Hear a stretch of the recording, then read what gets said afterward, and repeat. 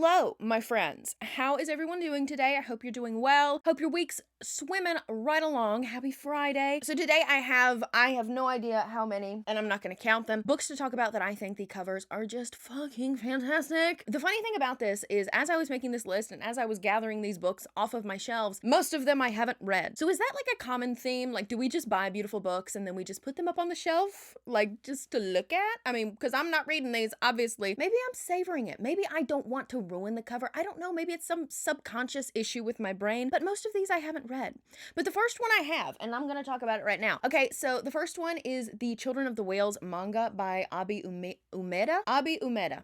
That's what I'm going with. I'm horrible at pronouncing things. If you know how to pronounce anything that I mispronounce, let me know down below. You can eat my head off if you want to. I don't care. Children of the Whales. Each one of these volumes of manga, I'll have a couple of them playing on the screen for you right now, but each one of these volumes of manga are so just absolutely gorgeous. They're like watercolor. I don't know. I'm not an artiste, okay? That is not my forte, but I'm thinking watercolor, and I just love these. They just look so absolutely beautiful and gorgeous. They also look slightly whimsical and dark, which I think really reflects the story. I just love these. And sometimes when I'm having my floor time, does anybody else have floor time where you just kind of like sit or lay on the floor and think about, I don't know, life? Sometimes I just like sit on the floor and try to find patterns in the ceilings. Anyway, when I'm having my floor time, sometimes I will go over to my manga shelf, which is right behind you, baby girl. You can't turn around, but I know it's right there. I will go to my manga shelf and just kind of look at these covers just because I think they're just so beautiful. Next is another one that I've read. Are we just like starting with the ones that I've actually read? I think that's what we're doing. The Themis Files. I only have Sleeping Giants and I don't have the dust cover. The dust cover looks like this, okay? The naked hardcover looks like this. Are you kidding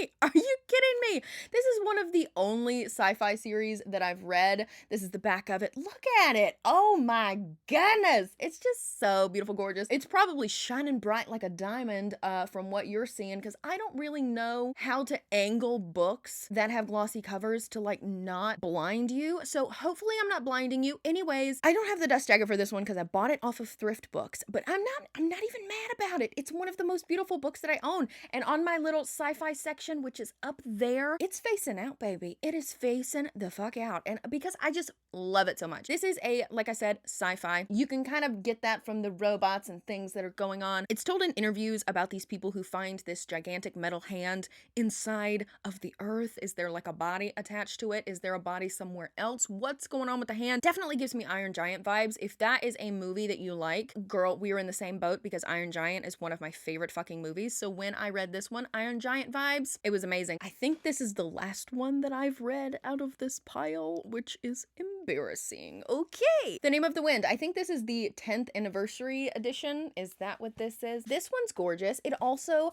not only has a beautiful cover, but it also has sprayed edges and it has interior artwork. I know we have beef with Patrick Rothfuss as a book community, but I fucking loved this book. I loved this book. I liked book 2. I had a couple of issues with it. In my opinion, this is just a gorgeous book, and it's like slightly creepy because we have this weird ass woman up top with her little hat of foliage, and she's just screaming. Maybe it's a man. I don't know. A man with long hair. Whoever it is, they're screaming with their hat of foliage. We have a broken lute. It's gorgeous. It's fantastic. It's beautiful. And like I said, not only is the cover gorgeous, but also it has sprayed edges, and also there's interior artwork. I'm probably showing it to you right now. Everybody and their brother knows what The Name of the Wind's about. If you haven't read this book, I don't know what you're doing. I freaking loved it, and I know that some people don't, and that opinion is valid, but it is also the wrong opinion. Okay. Next is The Starless Sea by Erin Morgenstern. The Night Circus is one of my favorite books of all time, and I have owned this since it came out. I pre-ordered it, okay? It's been on my shelf for years, and I've not picked it up. You want to know why? Because I'm fucking scared. I'm frightened. I feel like where Erin Morgenstern shines is her settings,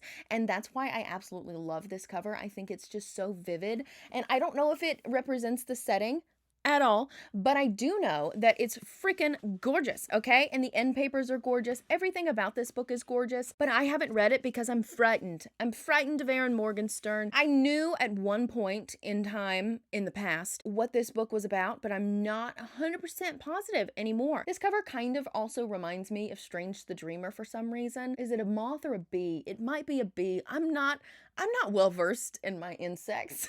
This flying creature on the front. Have any of you guys read this book? Is it worth it? If you love The Night Circus, did you read this and love this? You'll have to tell me. If you hated it, also tell me. We have Lost Gods by Brahm. I love Brahm's books solely because of the art that he includes in them. Not only the cover art, which is freaking fantastic, but he also has interior artwork in it as well. And this book also is like split into parts, and each part has like a little picture in there too. I don't know what this is about. I don't know what it's about. Isn't that embarrassing? But it's one of the most beautiful books that I own. Christopher Golden says on the front, Brahm effortlessly weaves classical mythology with modern nightmares in this beautifully twisted hell ride. Sounds fantastic. Why have I not read this? It also sounds like a great fall read as well. Brahm is one of my favorite artists, and I have read The Child Thief by him, and I really, really enjoyed it. I do really want to pick this up. Has anybody read this one? Let me know. But it is absolutely gorgeous. I love it. And he does all of his own artwork as well, I believe. Brahm is a well-rounded individual. I can't relate, but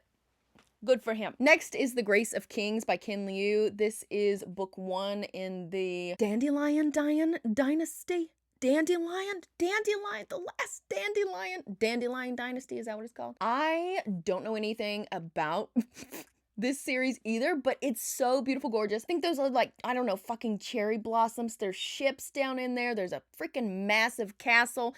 There's something flying. I don't know if it's a man with wings. It looks like maybe a man who's gliding on something. I don't know, but I've seen these books everywhere. This is the UK edition. The US covers are so ugly. So when I saw so many people talking about this series, I was like, where'd you get those covers, girl? No offense to the cover designer for that one, but it's not my cup of tea. It might be your cup of tea, but I'm a pastel girly, and this is so beautiful. This is one of those that's like a tippy top of my list to read, which probably means that I will never fucking read this book. And the last 2 books that I have to talk about are the Brando Sando shit. I was not on the Kickstarter. I bought these directly from his publisher's website. So we have Tressa the Emerald Sea by Brandy Sandy, obviously, in this beautiful, gorgeous leather-bound edition. Also, the end papers and the interior artwork for this is just absolutely breathtaking. These books are so well made. They're so gorgeous. But the star of the show, in my opinion, is Yumi and the Nightmare Painter. I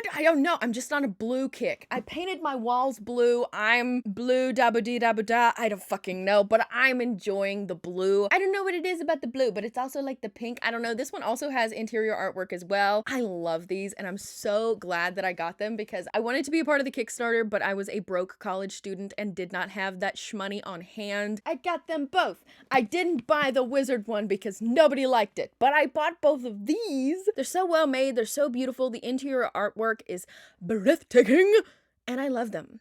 I love them. And I'm excited to read more by Brandon Sanderson. These are a couple of standalones, so I might be getting to them sooner rather than later. Either way, I'm excited. So those are some of the most beautiful books that I own. That's all I have for you guys today. I hope you guys enjoyed this video. I hope you have a fantastic day and a fantastic weekend, and I will see you probably on Sunday. I got my Red Rising video coming out, okay?